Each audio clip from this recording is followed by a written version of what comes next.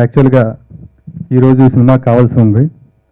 But మా అందరి దురదృష్టం, అలాగే తెలుగు ఇండస్ట్రీ దురదృష్టం అనుకుంటా, ఇటువంటి మంచి ప్రొడ్యూస్ని కోల్పోవడం.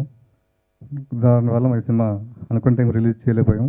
బట్ ట్రైలర్ రిలీజ్ చేస్తున్నాం ఈరోజు ఈ విషయం చెప్పగానే, సడన్గా చెప్పగానే ఆయనకి షూటింగ్ ఉన్నా కూడా క్యాన్సిల్ చేసుకుని, పోస్ట్ పోన్ చేసుకుని మా గురించి వచ్చిన మా అన్నయ్య పోసన కృష్ణమురళి గారికి నమస్కరిస్తున్నాను అండి.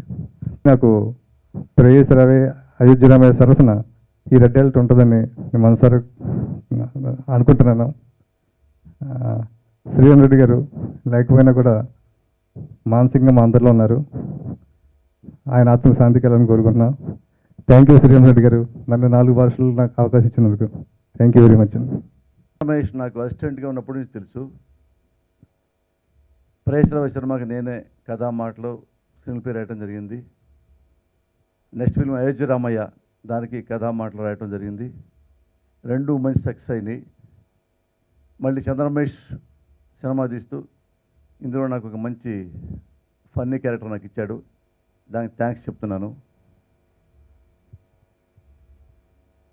రెడ్ అలర్ట్ ప్రొడ్యూసర్ నేను స్వయంగా చూశా.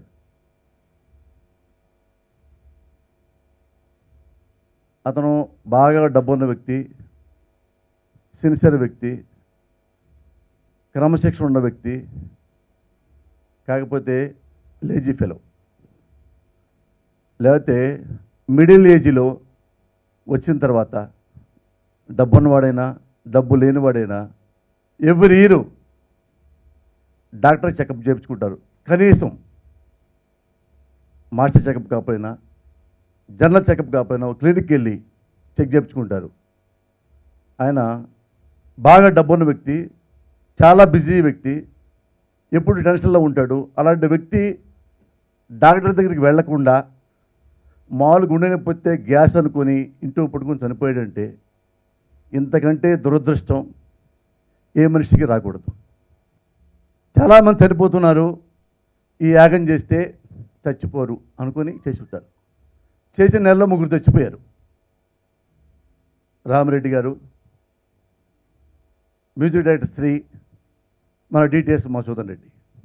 నేనంటాను, మంత్రాలతో తంత్రాలతో ప్రాణాలు నిలబడవు. క్రమశిక్షణ ఉండాలి, అలవాట్లు, చిత్తశుద్ధి, సిన్సియారిటీ, సంతోషంగా ఉంటాం. తెలుగు పరిశ్రమలో పనిచేసేవాడికి టెన్షన్ 100% ఉంటుంది, కష్టాలు 100% ఉంటాయి. క్రమశిక్షణ అనేది మన చేతుల్లో ఉంది, అలవాట్లు అనేవి మన చేతుల్లో ఉన్నాయి. మన చేతుల్లో ఉన్నాయి కూడా మనం చేయలేక, సినిమా రిలీజ్ అయిన తర్వాత హిట్ అవుతుందో ఫ్లాప్ అవుతుందో మనకు తెలియక, హిట్ అవుతుంది అనుకొని 30 కోట్లు ఖర్చు పెట్టాల్సిన చోట 50 కోట్లు ఖర్చు పెట్టి, రూపాయి ఖర్చు పెట్టాల్సి 10 రూపాయలు ఖర్చు పెడితే ఇలాంటి ప్రమాదాలు వస్తాయి, ఇలాంటి చావులు వస్తాయి, ఇలాంటి సమస్యలు వస్తాయి. నేనంటాను, ఇండస్ట్రీ గురించి ఈ మధ్య పేపర్లో సీరియల్గా రాస్తున్నారు, నేను చూసా. నేను పరిశ్రమ గురించి, నేను పరిశ్రమలో బతికేవాడిని, పరిశ్రమ మీద బతికేవాడిని, డబ్బులు సంపాదించుకోవడం ఇండస్ట్రీకి వచ్చినవాడిని. కాబట్టి డబ్బులు ఎలా వస్తాయని నేను ప్లాన్ చేసుకుంటూ, డబ్బుతో పాటుగా నా ఆరోగ్యాన్ని కూడా నేను బ్యాంక్ చేసుకుంటూ ఉంటా. ఎందుకంటే నాకు 2 పిల్లలు ఉన్నారు, నా భార్య ఉంది. నేను చస్తే నా భార్య, నా బిడ్డలు ఏమైపోతారో నాకు తెలియదు. చదువు మధ్యలో ఆగిపోవచ్చు, నా భార్య జీవితం మధ్యలో ఆగిపోవచ్చు. దీనికి అన్నిటికీ కారణం సినిమా ఇండస్ట్రీ ఒకటే కాదు, క్రమశిక్షణ, సమస్యలు, ప్రశాంతత లేకపోవటం. సినిమా ఇండస్ట్రీలో ఈ 2 అది మా చేతుల్లో ఉండి చేసుకోలేరా?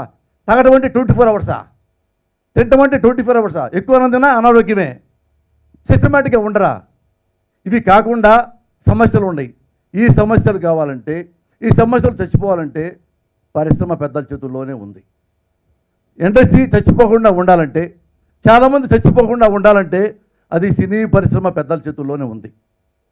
డీటెయిల్స్ పోదలుచుకోవాలా, పట్ట విప్పదలుచుకోవాలా, పురుగులు ఉంటాయి, అంత విప్పదలుచుకుండా నేను సిన్సియర్గా ఈ రామిరెడ్డి సాక్షిగా నేనేం చెప్తున్నానంటే, తెలుగు ఇండస్ట్రీ పెద్దలకి, అది ఎవరైనా కావచ్చు, ఎలాంటి పెద్దలని మీకు తెలుసు, పెద్దలకి నేను ఒకటే రిక్వెస్ట్. నేను 27 ఏళ్ల ఇండస్ట్రీలో ఉన్న మనిషిగా 20 ఏళ్ళ కిందట ఎలా ఉన్నానో ఇప్పుడు నేను అలాగే ఉన్నా. అప్పుడు ఎలా ఆరోగ్యంగా ఉన్నానో ఇప్పుడు అదే ఆరోగ్యంగా ఉన్నా. చిన్నప్పుడు 30 ఏళ్ళ కిందట చికెను మటను స్వీట్లు తిన్నా, ఇప్పుడు చికెను మటన్ స్వీట్లు తిన్నా. Because of sincerity. ఇందులో కొత్తగా నేను చేసింది ఏం లేదు. ఇది తింటే మనం చచ్చిపోతాం, నేను తిన్నాం. ఇది తాగితే మనం అయిపోతాం, మనం తాగం. ఇది తిరిగితే మన జబ్బులు వస్తాయి, నేను తిరగను. లిమిట్లో ఉంటా.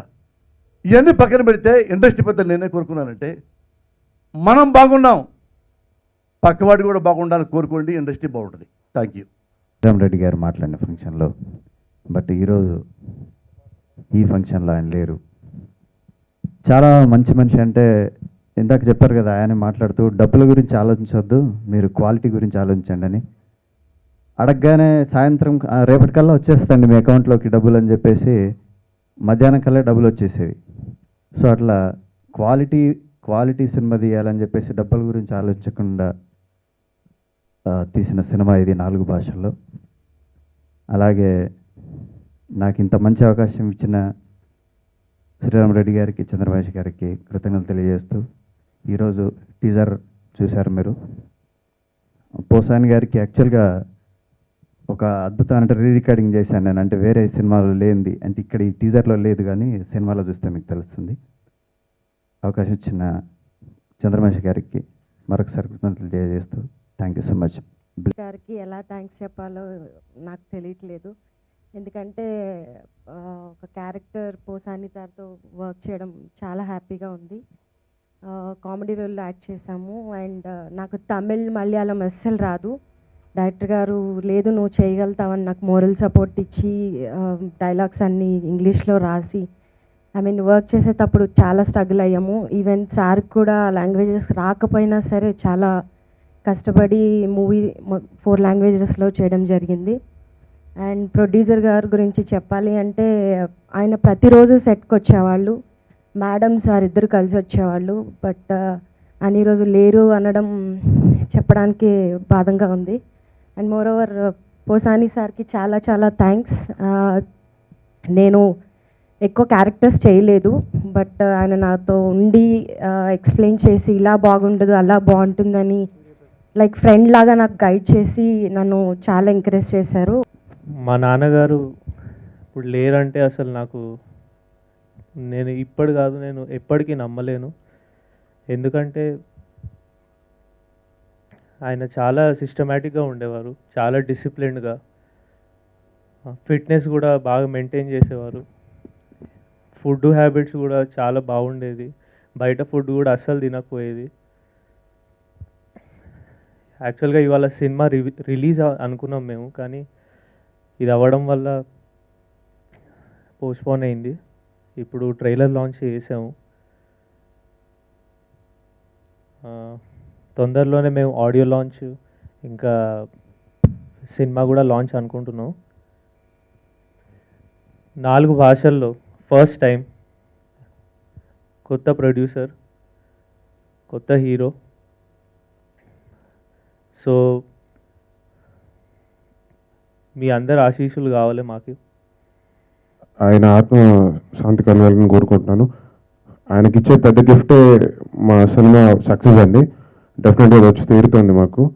అండ్ నాకు ఈ అవకాశం కల్పిస్తున్న చంద్రమహేష్ గారికి అండ్ క్యాస్ట్ అండ్ క్రూ అందరూ కూడా చాలా కష్టపడి చేసాము. 4 భాషల్లో 4 స్టేట్లోకి వెళ్ళి కష్టపడి చేసామండి. డెఫినెట్గా ఈ సినిమా సక్సెస్ వచ్చి తీరుతుంది. త్వరలో మీ అందరి ముందు రాకపోతుంది. Thank you so much.